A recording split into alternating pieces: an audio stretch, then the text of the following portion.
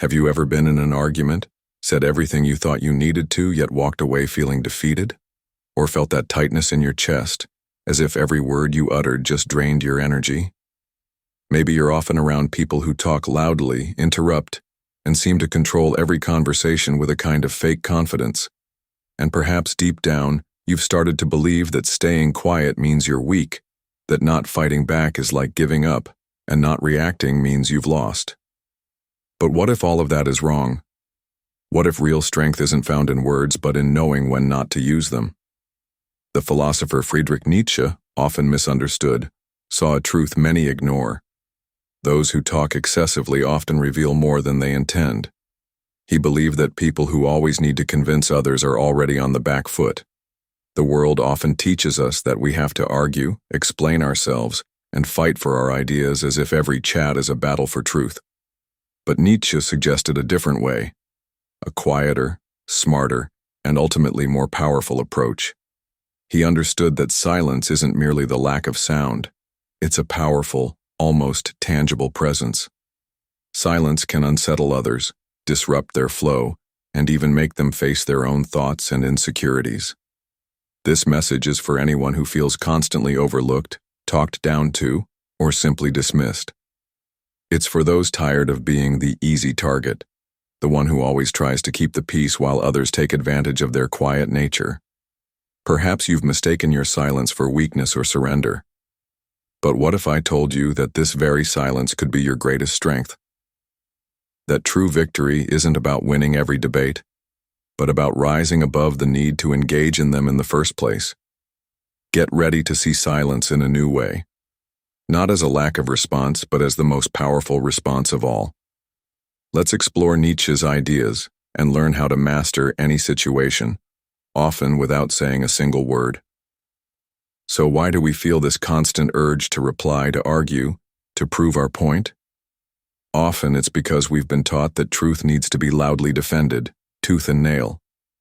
We fear that if we stay quiet, we're letting others win, or that we're showing weakness. But Nietzsche saw this as a sign of our deepest insecurity, the fear of looking weak.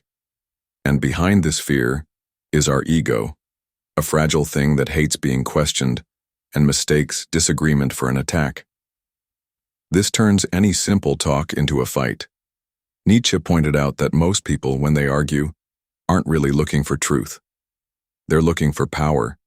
They want to confirm what they already believe, not because their ideas are strong, but because if their ideas are challenged, their whole world feels like it's crumbling. In this light, arguing isn't a sign of wisdom. It's like putting up armor, a desperate attempt by the ego to stay in control. And what does this mean for you? It means that when you feel forced to explain yourself or prove you're right, you've already stepped into their game and, in a way, you've lost. Just needing to justify yourself shows you're still caught up in wanting to be accepted, understood, and proven right.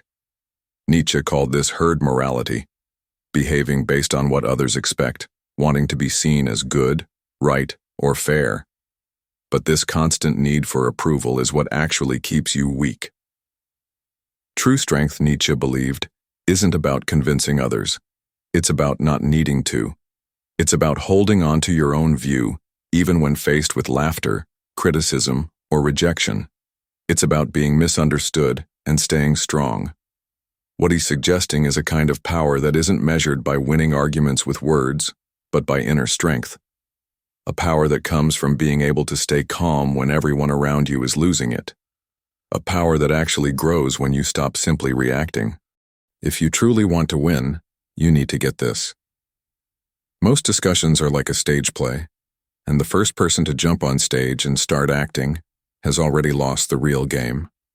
Nietzsche knew that a mind that just reacts is a mind that's easily controlled. The mind that observes, however, that's the dangerous one because it doesn't need to prove anything to anyone. But if we don't react, how can we have power over others? If words can trap us, how do we make others feel our strength without even speaking? Nietzsche had an answer. It lies in his idea of the Übermensch, the being who rises above common thinking and controls the world through complete self-control. In the next part, We'll look closer at this idea and see how it uses silence as a powerful tool of dominance. Are you ready for that? Because from this moment on, silence will start to speak for you. Nietzsche didn't write for the faint-hearted. He wrote for those brave enough to look inside themselves, face their own struggles, and turn them into strength. For him, ordinary people are trapped by rules, what's moral, and the need for applause. But there's another kind of person, rare, a bit dangerous and free. This is the Übermensch, or Overman. This person doesn't just react to the world, they shape it with their own will. And often they do this in complete silence. The Übermensch doesn't need to win debates or get caught up in emotional games. They watch, they understand. They carefully choose when to speak, and more importantly, when to stay silent. They've understood something others miss. Silence is a language that doesn't try to convince, it simply creates a presence.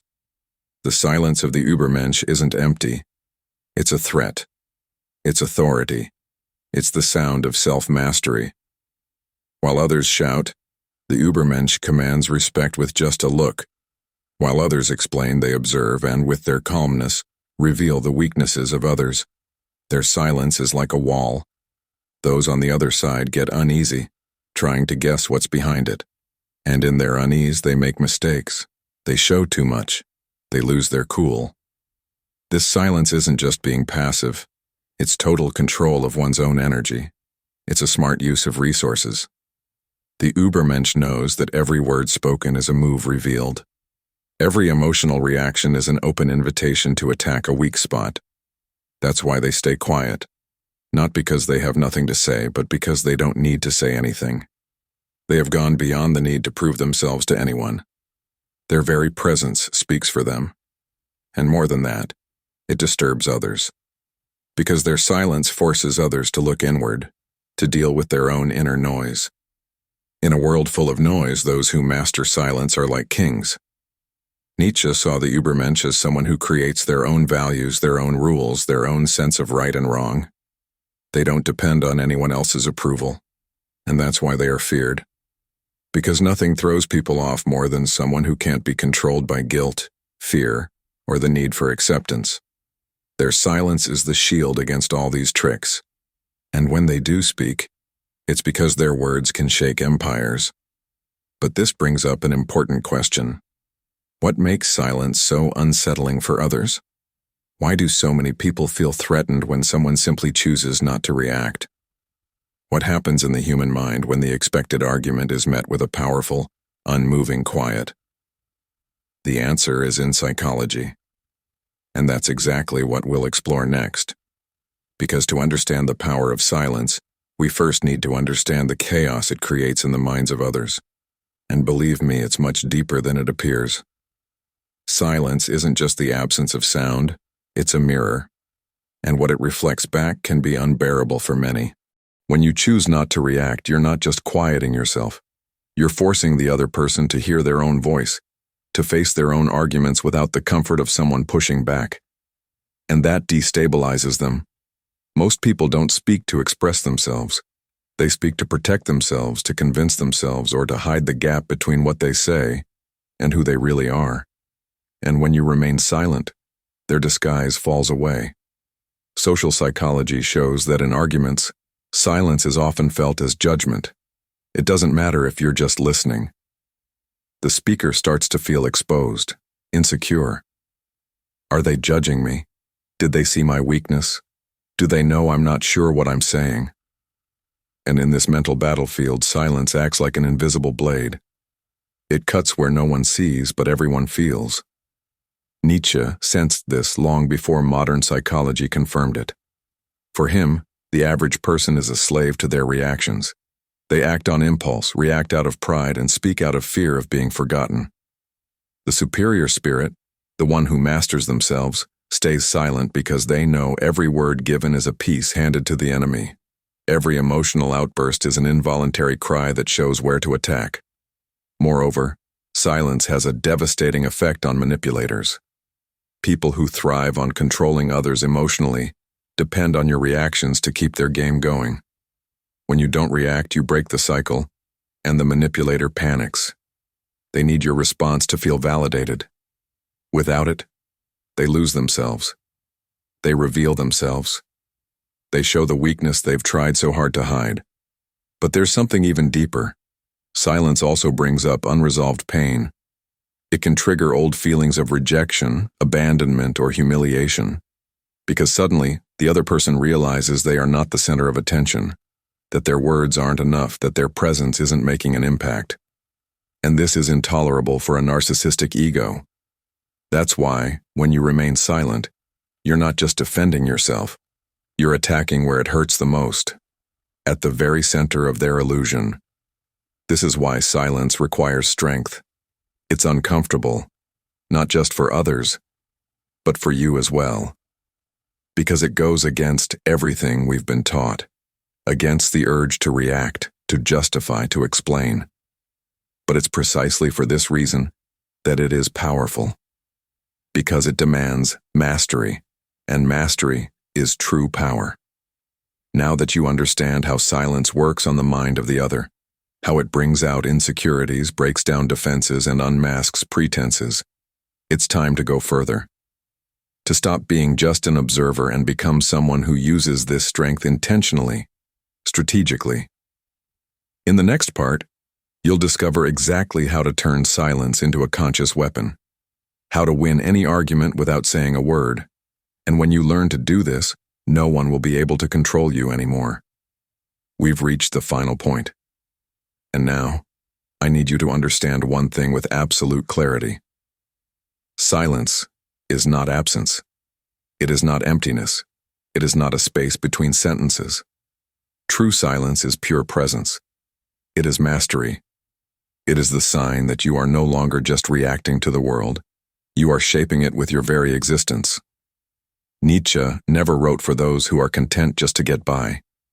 He wrote for those who want to rise above, for those willing to tear off the masks society put on them, even if it hurts. The silence of the Übermensch isn't the silence of the oppressed or the coward. It's the silence of the warrior who has already won, even before the battle starts. It's the stillness of someone who no longer needs to prove anything to anyone, because they know who they are, and more importantly, they know what they deserve. Now look at your own life. How many times have you stayed quiet out of fear, guilt, or not wanting to upset anyone? How many times have you let others decide for you, speak for you, or walk all over your truth? Enough. Nietzsche would say that living this way is an insult to life itself, that accepting this kind of submissive silence is betraying yourself. From today on, your silence needs to change its meaning. It needs to stop being an escape and become an invisible shout of authority, a boundary, a clear statement of who you are, even if no one else understands. Because who you are doesn't need to be understood, it needs to be lived.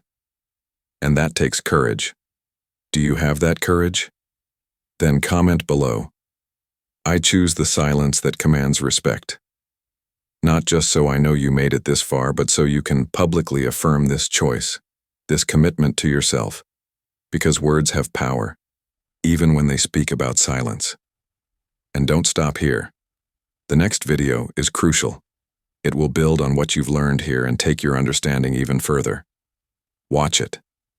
Not for me, but because you deserve to go beyond. And remember, the weak shout, the strong remain silent. The wise choose when.